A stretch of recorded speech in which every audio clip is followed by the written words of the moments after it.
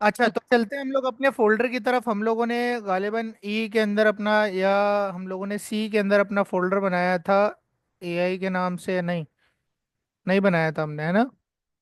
यहाँ बना लेते हैं हम लोग 01, ताकि हमारे पास ऊपर रहे AI 2024 12F। ठीक है, ये फोल्डर बनाया। इस फोल्डर को हम ओपन कर लेते हैं अपने VS कोड के अंदर। VS कोड में ओपन करने के बाद हम यहाँ पर एक HTML फाइल बना लेते हैं। और यहाँ पर जावास्क्रिप्ट लिखने के लिए हम क्या लगाएंगे,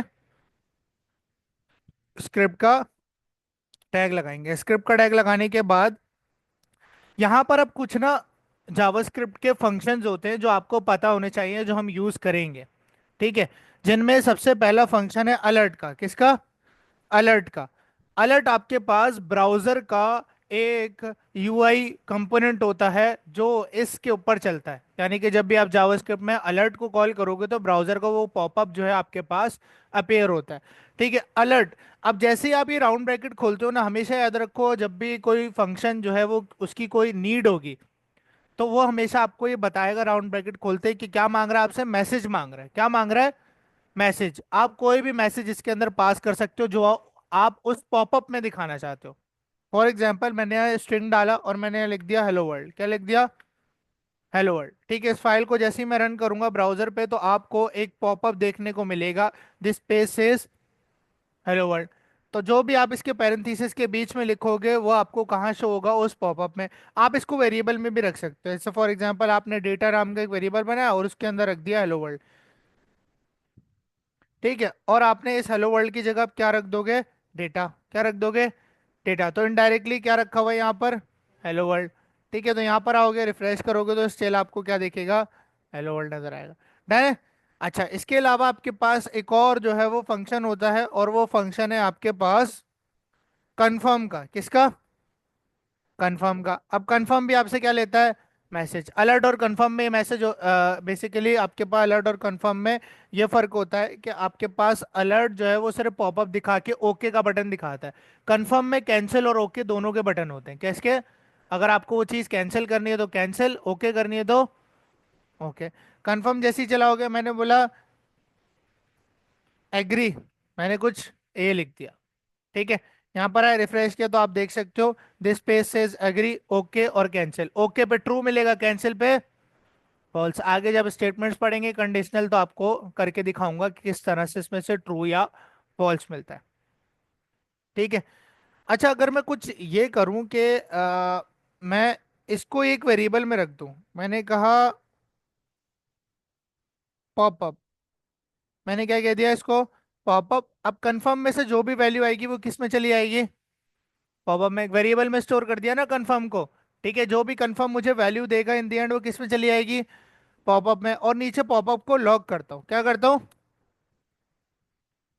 यहाँ पर पॉपअप को मैंने क्या कर दिया? लॉक कर दिया। यहाँ रिफ्रेश किया, अभी आपके पास कंसोल लॉग के अंदर कुछ भी नहीं आ रहा है। ठीक है, यहाँ पर देखो, मैं नीचे करता हूँ। यहाँ देखो, कंसोल लॉग के अंदर कुछ भी नहीं आ रहा है। मैंने ओके किया तो आपको क्या मिल रहा है? ट्रू। और अगर मैं यहाँ पर इसको कैंसिल करूंगा तो आपको क्या मिल रहा है? फॉल्स। बात समझ आ रही है? यानी कि जो कंफर्म, अब जो फंक्शंस होते हैं ना, हर फंक्शन की कोई ना कोई रिटर्न टाइप होती है। क्या होती है? Return type. आपको फंक्शन आपने फंक्शन को जो है वो एग्री दिया। क्या दिया? एग्री दिया। आप फंक्शन जो है वो इन रिटर्न आपको कुछ ना कुछ देगा। जब वो फंक्शन चल जाएगा तो आपको इन रिटर्न कुछ ना कुछ देगा। अच्छा, ऐसा नहीं है हर फंक्शन आपको इन रिटर्न कुछ ना कुछ प्रोवाइड करेगा। कुछ ऐसे फंक्शन होते हैं जो आपको कुछ भी नहीं देते। ठीक है, आपको कंफर्म का फंक्शन क्या दे रहा है रिटर्न में? ट्रू या फॉल्स दे रहा है। ओके करोगे तो ट्रू, कैंसिल करोगे तो फॉल्स। ठीक है, अलर्ट का फंक्शन आपको इन रिटर्न जो है वो स्ट्रिंग देता है। क्या देता है? स्ट्रिंग देता है। ठीक है, इसी तरह आपके पास एक और फंक्शन होता है जिसको हम कहते हैं प्रॉम्प्ट। क्या कहते हैं? प्रॉम्प्ट। प्रॉम्प्ट आपके पास एक ऐसा फंक्शन है जो यूजर से वैल्यू लेने के लिए काम आता है। किस लिए काम आता है? यूजर से वैल्यू लेने के लिए काम आता है। अब इसमें आप कोई मैसेज लिख सकते हो। अभी मैं सबसे पहले आपको चला के दिखाता हूँ प्रॉम्प्ट होता है कैसे। यहाँ देखो, यहाँ पर देख रहे हो एक इनपुट आ रहा है जिसके अंदर मैं टाइप कर सकता हूँ। ये प्रॉम्प्ट है। क्या है? प्रॉम्प्ट है। अब यहाँ पर मैसेज भी आप दिखा सकते हो, क्योंकि अभी मुझे नहीं पता चल रहा कि जो डेवलपर है वो मुझसे क्या चीज मांग रहा है। ऐसा ही, इस इनपुट में मैं क्या डालूं? नेम डालूं, ईमेल डालूं, एड्रेस डालूं, क्या डालूं? ठीक है, तो यहां पर आप जो मैसेज लिखोगे वो प्रॉम्प्ट के बीच में लिखोगे यूजर के लिए। मैंने कहा एंटर योर नेम, क्या कह दिया? Enter your name. मैसेज क्या दे दिया मैंने प्रॉम्प्ट को? Enter your name. तो ये मैसेज आपको कहाँ शो होगा? यहाँ शो होगा, ये देख रहे हो, है ना? ये बेसिकली मैसेज होगा कि इस प्रॉम्प्ट के अंदर आपने डालना क्या है, क्या इनपुट करना है। बात समझ आई है? ठीक है। अब मैंने आपको बताया कि आपके पास हर फंक्शन कोई कुछ ना कुछ आपको बदले में वापस करता है। आपने इसको एक मैसेज दिया और बदले में आपको ये क्या वापस करेगा? क्या लगता है क्या वापस करेगा? जो इस इनपुट में मैं वैल्यू डालूंगा, ये मुझे वापस क्या देगा कोड के अंदर? जो इस इनपुट में मैं जो कुछ भी लिखूंगा वो मुझे वापस कर देगा। सही है। यहाँ फॉर एग्जाम्पल मैंने लिखा था ये, अब यहाँ मैंने एंटर किया, अभी मैंने इसको कहीं स्टोर नहीं कराया था। ठीक है। देखो जब ये चल जाएगा ना, तो ये चलने के बाद इसके इनपुट में आपने जो भी वैल्यू रखी होगी वो यहाँ पर आ जाएगी। जैसे फॉर एग्जांपल अगर आप उसके इनपुट में लिख देते हो हेलो, तो यहाँ पर आपने सोचना है कि ये हेलो है। क्या है? हेलो है। और इसके पीछे अगर आप एक वेरिएबल लगा दो नेम नाम का, ठीक है, एन ए नाम का, और उसको स्टोर कर दो, तो हेलो किस में स्टोर हो जाएगा? एन ए में। तो ये प्रॉम्प्ट आपको क्या दे रहा है? वो जो वैल्यू आप उस इनपुट में लिख रहे हो वो दे रहा है। ऐसा ही है। जब चल के खत्म हो जाएगा तो क्या देगा? जो उस इनपुट में वैल्यू रखी है वो आपको रिटर्न करेगा। और उस वैल्यू को क्या मैं स्टोर नहीं करा सकता? मैंने एक वेरिएबल बनाया नेम नाम का और उसके अंदर मैंने रख दिया। ये मुझे क्या देगा? नाम देगा, और वो नाम किस में स्टोर हो जाएगा? नेम में। और नीचे मैं नेम को प्रिंट करा देता हूँ, यानी लॉग करा देता हूँ। मैंने लॉग लगाया और मैंने किसको लॉग कर दिया? नेम को लॉक कर दिया। लेट्स से क्या ऐसा होता है? नहीं होता। ठीक है, यहां पर मैंने लिखा फॉर एग्जाम्पल तलहा, एंटर किया, देखो लॉग हो गया तला। इन रिटर्न उसने मुझे नाम दे दिया, और वो नाम मैंने किस में स्टोर कर दिया था? नेम के वेरिएबल के अंदर, और हमने नेम को क्या कर दिया था? कंसोल। बेसिकली वो जो नाम है ना वो यहाँ यहाँ पर आकर सेट होगा। जब ये चल जाएगा ना, तो जो भी चीज इसके अंदर होगी, जैसे फॉर एग्जाम्पल नाम, तो वो यहाँ आ जाएगा। अब बात समझ आई? आई? वहां पर लिखा हुआ तो आपके सामने प्रॉम्प्ट है, लेकिन वो जब चल के खत्म हो जाएगा तो इनपुट के अंदर जो वैल्यू रखी है वो यहाँ आ जाएगी प्रॉम्प्ट की जगह पर। और वो किस में स्टोर कर दी? नेम के वेरिएबल के अंदर। नेम को क्या कर दिया? प्रिंट कर दिया, तो मुझे नाम दिख रहा है। बात समझ आ रही है? ठीक है। अगर मैं इस तरह करता तो मैं अपनी मर्जी का नाम दे सकता हूँ कोड के जरिए, मैं डायनेमिक नहीं कर सकता, मैं प्रॉम्प्ट के जरिए नाम नहीं ले सकता। इसलिए मैंने इस तरह को स्टैटिक रखने के बजाय यहाँ क्या लगा दिया? प्रॉम्प्ट लगा दिया। क्या लगा दिया? प्रॉम्प्ट। और यहाँ पर मैंने लिख दिया था कोई भी मैसेज, एंटर नेम वगैरह। तो यहाँ पर मैं अलग अलग नाम जो है वो लिख सकता हूँ। मैंने तला लिख दिया, मैंने जो है वो साद लिख दिया, जो नाम लिखूंगा वो आ जाएगा। बात समझ आ रही है? तो ये प्रॉम्प्ट का फायदा है कि यूजर से इनपुट लेने के लिए काम आता है। ठीक है। अच्छा, प्रॉम्प्ट मुझे इन रिटर्न डेटा ही दे रहा है जो मैं उसके अंदर लिख रहा हूँ, ऐसा ही है? इन रिटर्न वही डेटा दे रहा है। अब इस डेटा की डेटा टाइप क्या है? कैसे पता चलेगी? Type of. कैसे पता चलेगी? टाइप ऑफ पढ़ा था ना लास्ट क्लास में। तो अगर मैं सिर्फ डेटा की टाइप ऑफ जानना चाहता हूँ, तो मैं इसके पीछे क्या लिख दूंगा? टाइप ऑफ नेम बता दो। यानी कि मुझे बताओ कि प्रॉम्प्ट जो मुझे डेटा रिटर्न करेगा वो किस डेटा टाइप में करेगा, ये भी तो जानना जरूरी है। आगे चल के जब कॉन्केटिनेशन वगैरह पढ़ेंगे तो आपको ये पता चलेगा कि ये जानना क्यों जरूरी है। ठीक है। अब यहाँ आए और यहाँ पर आके मैंने तले लिखा। अब मुझे एक बात बताओ, तला प्रिंट होगा? जो प्रॉम्प्ट जो आपको डेटा वापस कर रहा है वो किस डेटा टाइप के अंदर है वो आपको बताएगा। किस में आ रहा है? स्ट्रिंग के अंदर। किस में आ रहा है? स्ट्रिंग में आ रहा है ना? बात समझ आती है? प्रॉम्प्ट आपको आपकी वैल्यू कोड में वापस दे देता है, और आप उसको स्टोर करके यूज कर सकते हो। ठीक है। और आपको वो वैल्यू किस में देता है? स्ट्रिंग के अंदर देता है। किस में देता है? स्ट्रिंग के अंदर। अगर आप नंबर भी लिखोगे ना वो भी आपको स्ट्रिंग में मिलेगा। किस में मिलेगा? स्ट्रिंग में मिलेगा।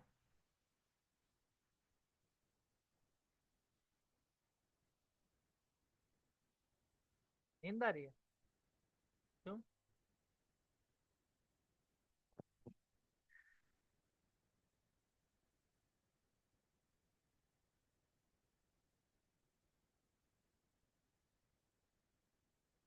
अच्छा, अब मैं आपको कहता हूँ कि भाई आप अपना बायोडेटा प्रिंट कर दो, तो आप कैसे करोगे? आप जो है वो अपना नाम लोगे, सबसे पहले नाम जो है वो प्रॉम्प्ट में लोगे। किस में लोगे?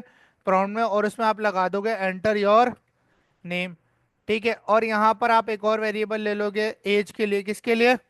एज के लिए। उसको भी आप किस में लोगे? प्रॉम्प्ट के अंदर लोगे। आप कहोगे एंटर कर दो भाई एज। किसको एंटर कर दो? एज को। सिमिलर आपने एक और दफा लगाया, आपने कहा और क्या हो सकता है? क्वालिफिकेशन हो सकती है, ऐसा ही है। क्वालिफिकेशन मैंने कर दिया एक वेरिएबल का नाम, और वो भी प्रॉम्प्ट से आएगी वैल्यू। किससे आएगी? प्रॉम्प्ट से। मैंने कहा एंटर क्वालिफिकेशन। ठीक है, इसके अलावा मैंने क्या कहा कि आपके पास और क्या हो सकता है बायोडेटा में?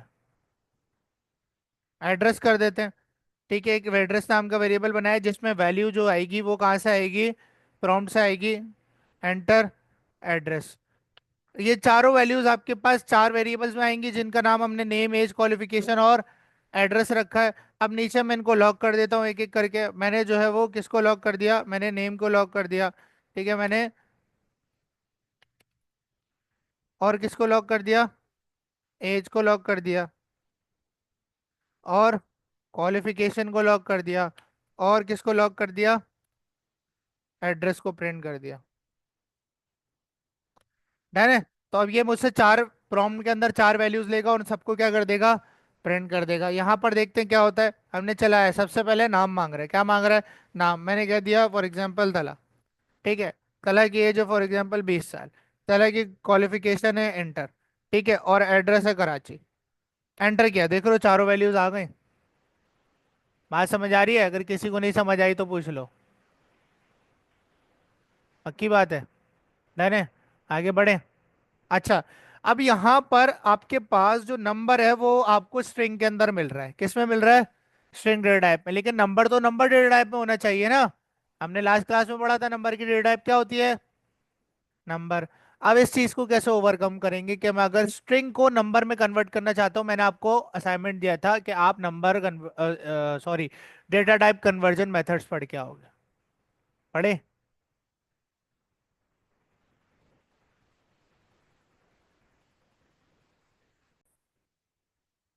अच्छा, ये थोड़े से फंक्शंस पढ़ने के बाद अब हम मूव करते हैं ऑपरेटर्स पे। किस पे?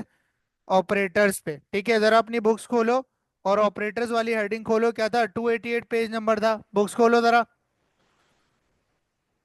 बुक्स में सबसे पहले ऑपरेटर आ रहा है। ऑपरेटर आपके पास क्यों यूज होता है? कि आपको जब भी कोई दो ऑपरेंड्स के बीच कोई कैलकुलेशन या आउटकम निकालना होता है तो आप ऑपरेटर का यूज करते हो। एडिशन के लिए आप प्लस ऑपरेटर का यूज करते हो, सब्ट्रैक्शन के लिए माइनस का। ठीक है, जो सबसे पहले ऑपरेटर्स की टाइप्स आती हैं। अब जो ऑपरेटर्स हैं उनकी भी टाइप्स हैं। क्या है? टाइप्स हैं। अब जो सबसे पहले ऑपरेटर की टाइप है वो आती है अरिथमेटिक ऑपरेटर्स। कौन से आते हैं? Arithmetic operators. अरिथमेटिक ऑपरेटर्स आपके पास जो होते हैं वो कौन कौन से होते हैं आपको पता है? प्लस, माइनस, मल्टीप्लिकेशन के लिए स्टार यूज होता है कीबोर्ड पे। ठीक है, क्योंकि आपके पास एक्स का साइन वैसा इसके अंदर नहीं होता, क्योंकि ये एक्स जो है वो अल्फाबेट वाला एक्स होता है इसके अंदर। तो प्रोग्रामिंग में मल्टीप्लिकेशन के लिए स्टेरिक यूज होता है। क्या यूज होता है? स्टेरिक। ठीक है, और डिवीजन के लिए आपके पास फॉरवर्ड स्लैश यूज होता है। क्या यूज होता है? फॉरवर्ड स्लैश, क्योंकि डिवीजन का कोई सिंबल कीबोर्ड पे नहीं होता।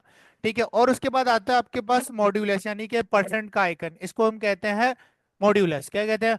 मॉड्यूलस। अभी बताता हूँ ये क्या होता है। और इसके बाद आता है आपके पास एक्सपोनेंशियल। क्या आता है? एक्सपोनेंशियल। एक्सपोनेंशियल आपको पता है क्या होता है? पावर। अगर किसी नंबर की पावर निकालते हैं तो हम उसको एक्सपोनेंशियल एक्सप्रेशन कहते हैं। क्या कहते हैं? हम उसका एक्सपोनेंट निकाल रहे हैं। तो यहाँ पर आपके पास कुछ यही ऑपरेटर्स हम यहाँ पर जो है वो पढ़ने वाले हैं आज। इसको हम क्या कहते हैं? एडिशन ऑपरेटर कहते हैं। क्या कहते हैं? Addition operator. इसको हम कहते हैं subtraction operator, multiplication, division, modulus. Modulus को हम रिमाइंडर भी कहते हैं। क्या कहते हैं? रिमाइंडर। जब भी आप दो नंबर को डिवाइड करते हो आपके पास रिमाइंडर भी आता है, याद है? डिवीजन अभी करके दिखाता हूँ किस तरह से। और इसको हम कहते हैं बेस पावर, या फिर हम इसको कहते हैं एक्सपोनेंशियल। क्या कहते हैं? एक्सपोनेंशियल।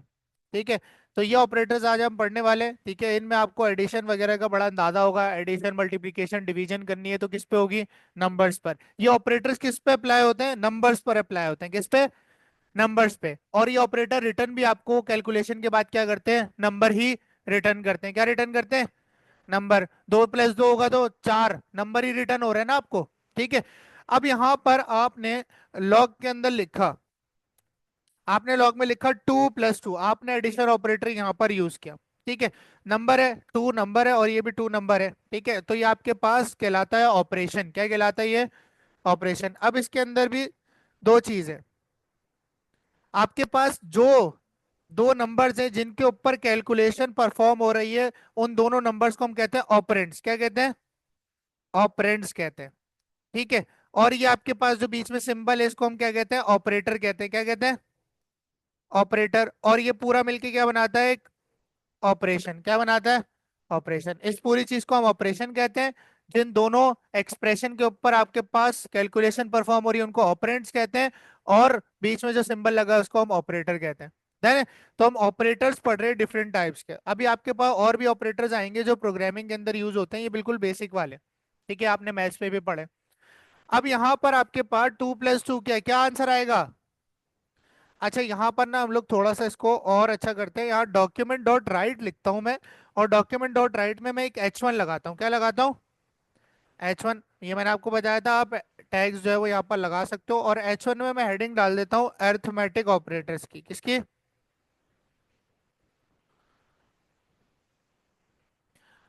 अब यहाँ पर हेडिंग डालने के बाद इधर हम थोड़ा सा कुछ इस तरह का इसका आउटकम कर देते हैं, माइनस माइनस करके। जैसे आपको ये नजर आएगा, स्क्रीन पर नजर आ रहा है ना क्लियर? ज्यादा जूम आउट तो नहीं हो गया? ठीक है। अब यहाँ पर आप जैसे ही वापस आओगे और रिफ्रेश करोगे, अब हमने दूसरी फाइल खोली है तो हमें ये वाली रन करनी पड़ेगी। इसको हम रन करते हैं तो आपके पास एक हेडिंग आ रही है अरिथमेटिक ऑपरेटर्स की। अब इसके नीचे मैं जो है वो डॉक्यूमेंट डॉट राइट करना चाहता हूँ 2 + 2, तो मैं क्या करूंगा? डॉक्यूमेंट डॉट राइट, और यहाँ मैं लिख दूंगा 2 + 2। तो आपके पास आंसर क्या आ जाएगा? 4। क्यों आ जाएगा 22? ठीक है। तो यहाँ पर हमने जैसे ही प्लस किया तो आपके पास आंसर क्या आ गया? 22। अच्छा, अब मैं 2 + 2 से पहले लिखना चाहता हूँ एडिशन। क्या लिखना चाहता हूँ? एडिशन। तो इसके साथ मैं एडिशन जोड़ के कैसे लिखूंगा? अगर मैं, अच्छा तुम बोलोगे कि सर यहाँ पर स्ट्रिंग डालें और यहाँ पर लिख दें एडिशन। क्या लिख दें? एडिशन। भाई लिख दिया। लेकिन यहाँ पर आ रहा है एरर। एरर क्या आ रहा है कि वो एक्सपेक्ट कर रहा है कॉमा। क्या एक्सपेक्ट कर रहा है? कॉमा। जब भी आप दो एक्सप्रेशन, अब 2 + 2 एक अलग स्टेटमेंट है और एडिशन एक स्ट्रिंग अलग है, दोनों चीजें अलग अलग है। अगर दो चीजों को आप डॉक्यूमेंट डॉट राइट या कंसोल डॉट लॉग में मिला के लिखना चाहते हो तो आप उन दोनों के बीच में कॉमा का यूज करोगे। किसका? कॉमा का। ठीक है, कॉमा को हम सेपरेटर कहते हैं। क्या कहते हैं? सेपरेटर। देखो, इन दोनों के बीच में मैंने क्या लगा दिया? कॉमा। तो अब मेरा एरर चला गया और यहाँ पर आप देखोगे तो आपके पास एडिशन आपको नजर आ रहा है साथ। ठीक है, जिससे मुझे पता चल रहा है 4 एवेल्युएट होके कैसा है। सिमिलरली यहाँ पर आपके पास जो दूसरी स्टेटमेंट बनेगी वो कौन सी बनेगी? यहाँ पर हम लोग बना लेते हैं सब्ट्रैक्शन की। ठीक है, और यहाँ पर मैंने 2 - 2 कर दिया तो क्या आ जाएगा? 0। अब यहाँ पर ये 7 आ रहा है, तो 7 हटाने के लिए हम यहाँ पर 2 + 2 जो पहली वाली एडिशन वाली लाइन थी उसके आगे भी कॉमा लगाएंगे, और यहाँ पर हम br दे देंगे। क्या दे देंगे? br। साथ में देना है ना, तो हमने क्या दे दिया? br। ठीक है, सिमिलरली इसको भी हम क्या दे देंगे? br। क्योंकि एक अलग स्ट्रिंग था तो दोबारा कॉमा लगा दिया। सो ऑन, आप जितनी चीजें जोड़ना चाहते हो एक स्टेटमेंट में आप उसके साथ कॉमा के साथ जोड़ सकते हो। बात समझ आ गई है? ठीक है। अच्छा, नेक्स्ट आपके पास क्या चीज है? जैसे ही बी आर किया तो आपके पास ये ब्रेक हो गया लाइन, है ना? ठीक है। अच्छा, नेक्स्ट आपके पास जो एक्सप्रेशन है वो कौन सा है? मल्टीप्लीकेशन का है। किसका? और यहाँ पर हमने कर दिया 2 × 2 तो आपके पास 4 आंसर आ जाएगा। ठीक है, इसको करते हैं कॉपी। और सिमिलरली आपके पास क्या है? डिवीजन। क्या है? डिवीजन। और डिवीजन का ऑपरेटर कौन सा है? Forward slash. क्या है? Forward slash. 2 / 2 क्या आएगा? 1। क्या आएगा? 1। ठीक है। अच्छा, इसके बाद आता है आपके पास मॉड्यूलस। क्या आता है? मॉड्यूलस, जिसको हम रिमाइंडर भी कहते हैं, जो कि आपके पास परसेंट का साइन होता है। इसको परसेंटेज नहीं, इसको मॉड्यूलस पढ़ना है आपने। ठीक है, ऑपरेटर का नाम मॉड्यूलस है। बेसिकली आपको ये क्या रिटर्न करता है? यहाँ पर मैं आपको दिखाता हूँ, क्वोशिएंट रूल वाला था सीन। यहाँ पर मैं आया और यहाँ पर मैं सर्च करता हूँ क्वोशिएंट एंड डिवीजन। तो यहाँ पर इमेज, एक बहुत अच्छी इमेज है, उसके जरिए मैं आपको समझाता हूँ। Open image in new tab. यहाँ देखो, जब तुम दो नंबर्स को डिवाइड करते हो, यहाँ क्या हो रहा है? 12 2 से डिवाइड हो रहा है। क्या हो रहा है? 12 2 से डिवाइड हो रहा है। तो 12 टू के जिस नंबर से डिवाइड होगा उसको हम क्वोशंट कहते हैं, यानी 2 6 12। जिस नंबर से डिवाइड हुआ उसको क्या कहते हैं? क्वोशंट। क्या कहते हैं? क्वोशंट। और जो नंबर डिवाइड हो रहा है यानी कि 12, उसको डिवाइडेंड कहते हैं। क्या कहते हैं? डिवाइडेंड। और जिससे हो रहा है उसको डिवाइजर कहते हैं। क्या कहते हैं? डिवाइजर। और आपके पास जो इन दोनों नंबर्स को माइनस करने के बाद वैल्यू आती है उसको हम मॉड्यूलस कहते हैं, यानी रिमाइंडर। ये जीरो बच रहा है ना, दोनों नंबर्स को माइनस किया है, जीरो बच रहा है, रिमाइंडर ही कहते हैं ना इसको मैथ्स में। मॉड्यूलस को रिमाइंडर कहते हैं। क्या कहते हैं? रिमाइंडर। जब भी आप दो नंबर्स के बीच में मॉड्यूलस ऑपरेटर लगाते हो तो इसका ये मतलब है कि ये दोनों नंबर आपस में डिवाइड होंगे और इनके बीच का जो रिमाइंडर होगा वो आ जाएगा। जो रिमाइंडर बच रहा होगा इन दोनों के बीच का वो आ जाएगा। माना आएगा? 2 1 जा 2, 2 2 खत्म है। अच्छा भाई चेक कर लेते हैं। देखो, जीरो आएगा। कैसे आएगा ये देखो, टू को टू से डिवाइड किया ना, यहां पर मैंने बनाया, टू अंदर, टू बाहर, 2 1 जा 2, माइनस किया, कितना बचा रिमाइंडर?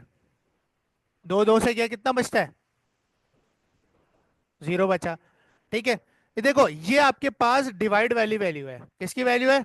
डिवाइड, जो कि क्या आ रही है देखो, डिवीजन 1 आ रहा है। 2 2 से डिवाइड किया तो डिवीजन क्या आ रही है? 1। और रिमाइंडर क्या आ रहा है?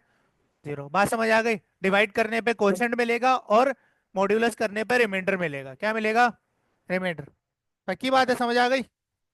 ठीक है, अच्छा इसके बाद आपके पास आता है एक्सपोनेंशियल। क्या आता है? हाँ, बेस पावर। ठीक है, जब भी आप, याद होगा आपको कि जब भी आपको किसी नंबर की पावर निकालनी होती थी तो आप फॉर एग्जांपल 2 की पावर 3, तो क्या बनती है ये? 8 बनती है। क्या बनती है? 8। 2 की पावर 3 कितनी होती है? 8। ये आपके पास जो 2 है ये बेस कहलाता है। क्या कहलाता है? बेस कहलाता है। और ये जो 3 है ये पावर है। क्या है? पावर है। अब अगर आप किसी नंबर की कोई भी पावर निकालना चाहते हो तो इसका जो ऑपरेटर लिखने का तरीका है वो ये है कि सबसे पहले आप बेस लिखोगे। क्या लिखोगे? बेस। और फिर आप यह एक्सपोनेंशियल का ऑपरेटर लगाओगे जो कि डबल स्टार है। ठीक है, उसके बाद आप उसकी पावर लिखोगे। क्या लिखोगे? पावर। यानी कि अगर मैं 2 की पावर 3 लिखना चाहता हूं तो मैं कुछ इस तरह लिखूंगा कि 2 स्टेरिक स्टेरिक 3। क्या लिखूंगा? 2 स्टेरिक स्टेरिक 3। मैं कह रहा हूं 2 की पावर 3। 2 की पावर 3 निकाल दो। अब आप कोई भी लिख दो, 2 की पावर 4 निकालनी है, 1000 निकालनी है, आप पावर की जगह पे लिख सकते हो। ये आपकी पावर है और ये आपकी बेस है और ये आपके पास एक्सपोनेंशियल का ऑपरेटर है। डन है? चलो लगा के देखते हैं इसको। एक्सपोनेंशियल में, और यहां पर हमने कर दिया एक्सपोनेंशियल, तो 2 की पावर 2 कितनी होती है? 4। कितनी होती है? 4। 2 की पावर 2 कितनी होती है? 4। तो यहां पर आओगे तो आपको क्या मिल रहा है? 4। समझ आया एक्सपोनेंशियल मॉड्यूलस? किसी को कोई सवाल है इसके अंदर? पक्की बात है? बढ़े आगे, रिलेशनल की तरफ चलते हैं अब। ठीक है, रिलेशनल, हाँ रिलेशनल पढ़ते हैं। डन है?